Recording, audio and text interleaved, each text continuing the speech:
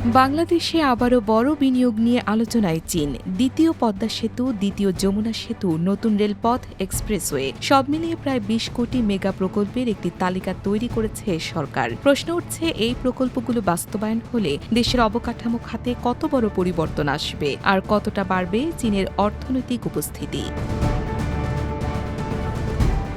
সংশ্লিষ্ট সূত্র বলছে, সড়ক, সেতু ও রেল খাতকে কেন্দ্র করে কয়েক লাখ কোটি টাকার প্রকল্প নিয়ে প্রাথমিক পরিকল্পনা করা হয়েছে। তালিকায় রয়েছে দেশের দক্ষিণ পশ্চিমাঞ্চলের যোগাযোগ আরও শক্তিশালী করতে দ্বিতীয় পদ্মা সেতু নির্মাণের প্রস্তাব। একই সঙ্গে উত্তরবঙ্গের সঙ্গে যোগাযোগ সহজ করতে আলোচনায় রয়েছে দ্বিতীয় যমুনা সেতুও।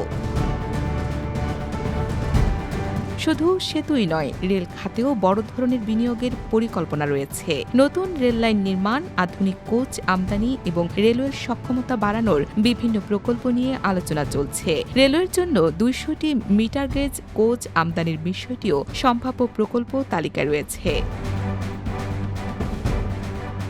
আগামী ২১ ও ২২ জুন ২ দিনের সফরে কুয়ালালামপুর যাচ্ছে বাংলাদেশের প্রধানমন্ত্রী তারেক রহমান। সেখান থেকে তার চীন সফরে যাওয়ার কথা, আর এসব প্রকল্পের অর্থায়ন নিয়ে আলোচনা হতে পারে সেখানেই। বাংলাদেশের দায়িত্ব নেওয়ার পর প্রথম বিদেশ সফর হিসেবে তারেক রহমান চীনকে বেছে নিয়েছেন। ফলে তার প্রথম বিদেশ সফর হতে চলেছে চীনে। তার এই চীন সফর ঘিরে যে দিল্লির কূটনৈতিক নজর থাকবে তা বলাই বাহুল্য।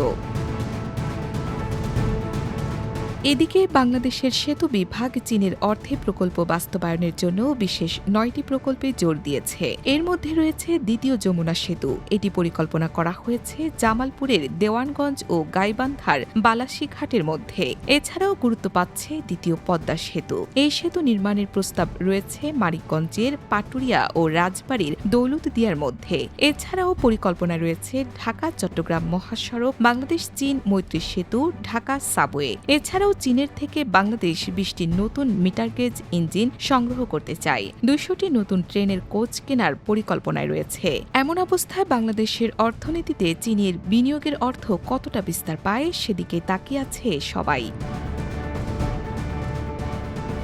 বিশ্লেষকরা বলছেন, এসব প্রকল্প বাস্তবায়িত হলে দেশের পরিবহন ব্যয় কমবে, ব্যবসা বাণিজ্য বাড়বে এবং নতুন কর্মসংস্থানের সুযোগ তৈরি হবে। তবে একই সঙ্গে প্রশ্ন উঠেছে অর্থায়নের শর্ত, ঋণের পরিমাণ এবং প্রকল্পগুলোর অর্থনৈতিক লাভজনকতা নিয়েও।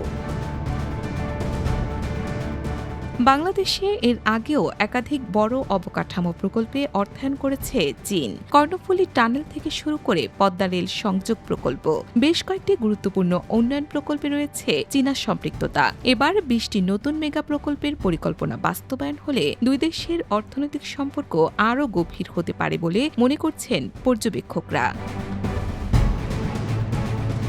প্রকল্পগুলোর সবকটি এখনও চূড়ান্ত অনুমোদন পায়নি। তবে দ্বিতীয় পদ্মা সেতু থেকে শুরু করে নতুন রেল ও সড়ক নেটওয়ার্ক, এসব পরিকল্পনা বাস্তবায়িত হলে বাংলাদেশের যোগাযোগ ব্যবস্থায় বড় পরিবর্তন আসতে পারে।